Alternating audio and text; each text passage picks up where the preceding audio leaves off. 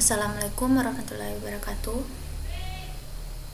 Nama saya Nur Anggisa Smita dengan NIM 310119012665. Di sini saya akan melakukan presentasi perencanaan arsitektur enterprise menggunakan TOGAP ADM, studi kasus UMKM Amplang Bandeng.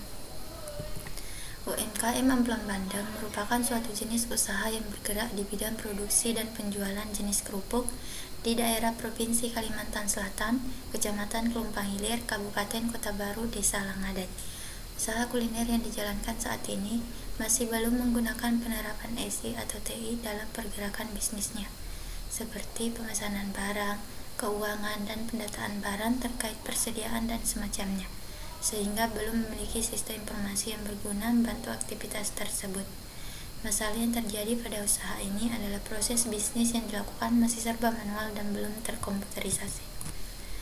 Berdasarkan analisis hasil wawancara dengan Ibu Haja Nur Wahidah selaku pemilik usaha UMKM, menginginkan perancangan enterprise arsitektur yang matang dan berinvestasi pada teknologi apabila memiliki finansial yang kuat.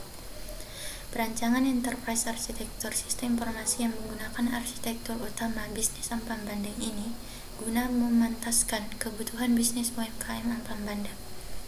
Arsitektur utama disebut arsitektur bisnis, arsitektur data, arsitektur aplikasi, dan arsitektur teknologi. UMKM Amplang Bandeng yang dimiliki saat ini belum memiliki sistem SI atau TI dalam penerapan usahanya. Kurangnya ketersediaan sistem yang baik menjadikan usaha UMKM Amplang Bandeng ini sangat tidak stabil dan tidak dapat berkembang. Dilihat dari latar belakang bahwa teknologi informasi menyediakan berbagai peluang bisnis untuk memperbaiki efisiensi dan efektivitas serta memberikan sisi keunggulan kompetitif. Dampak dari adanya teknologi informasi memaksa suatu pelaku usaha untuk berubah dalam menghadapi perkembangan teknologi yang semakin pesat. UMKM membutuhkan peran teknologi informasi untuk menuju transformasi digital karena sebagian besar masih dikelola dengan cara konvensional. Untuk ukuran besar atau kecilnya perusahaan menjadi salah satu faktor penentu penggunaan dan pemanfaatan teknologi informasi. Perusahaan besar cenderung lebih sering mengadopsi penggunaan teknologi informasi dibanding dengan perusahaan kecil atau UMKM. Oleh karena itu, penggunaan TOGAP dalam tata kelola teknologi informasi dapat dilakukan dengan cara menganalisis dan melakukan pengukuran terlebih dahulu terhadap keadaan atau organisasi saat ini, sehingga dapat menyelaraskan strategi bisnis, organisasi, dan strategi teknologi untuk memberikan hasil yang maksimal bagi organisasi. Hermanto Mandita and Supangat 2016. Identifikasi masalah dari hasil analisis UMKM Amplang Bandeng adalah sebagai berikut. Yang pertama, proses bisnis yang dilakukan masih manual dalam arti belum terkomputerisasi. Yang kedua, tidak ada sistem informasi yang digunakan dalam arti yang digunakan dalam membantu usaha yang sedang dilakukan. Pengertian arsitektur enterprise.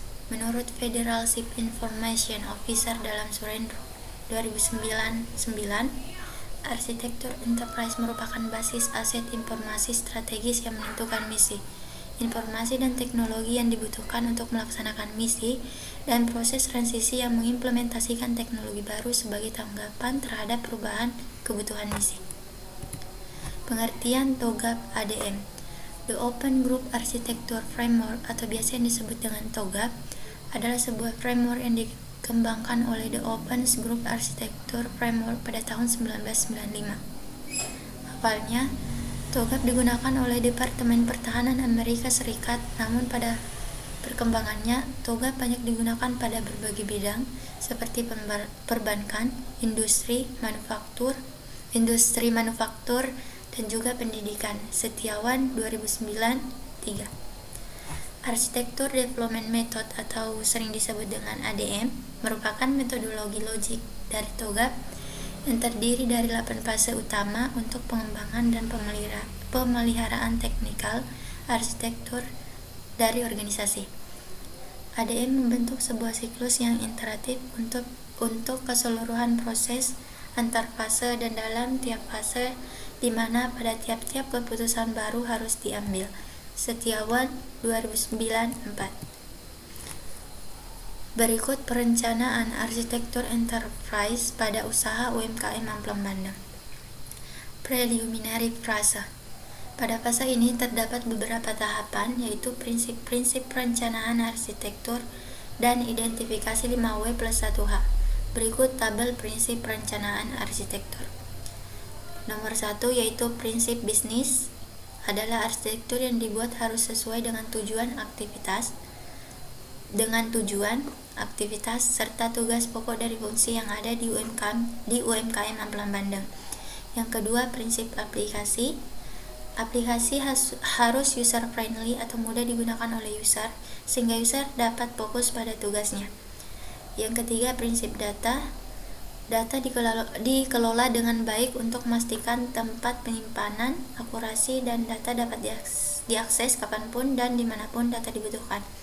Dan terakhir, keempat, prinsip teknologi, yaitu menggunakan software, hardware, dan platform yang telah distandarkan untuk mencegah data yang tidak kompatibel dengan teknologi yang digunakan. Berikut hasil identifikasi 5W+1H UMKM Amplang Bandeng, yaitu what, apa yang akan dilakukan perencanaan, yaitu data pegawai, data keuangan, dan data stok. Who, siapa, yaitu pemilik usaha. Where, di mana, di Langade, RT RW 002009 Kota Baru.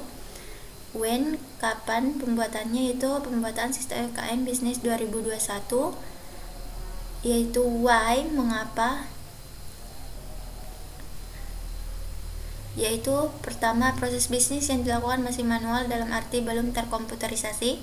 Kedua, tidak ada sistem informasi yang digunakan dalam bantu usaha yang sedang dilakukan. How, bagaimana perancangan itu dilakukan, yaitu dengan menggunakan perancangan arsitektur TOGAP ADM. Berikut hasil kesimpulan yang dapat diambil dari perancangan arsitektur enterprise UMKM Amplang Bandeng menggunakan TOGAP ADM ini, yaitu banyak sekali kekurangan yang dapat dikembangkan dari sebuah usaha yang kurang menggunakan teknologi sebagai alat untuk memajukan usaha dengan sangat baik. Terdapat bisnis yang dapat diprediksi dan sesuai dengan apa yang diharapkan dengan proses bisnis yang sudah diterapkan sebelumnya. Dan terakhir, yaitu dapat maksimalkan manfaat sumber daya manusia dengan strategi yang sangat efisien. Demikian yang dapat saya sampaikan. Kurang lebihnya mohon dimaafkan. Sekian dan terima kasih. Assalamualaikum warahmatullahi wabarakatuh.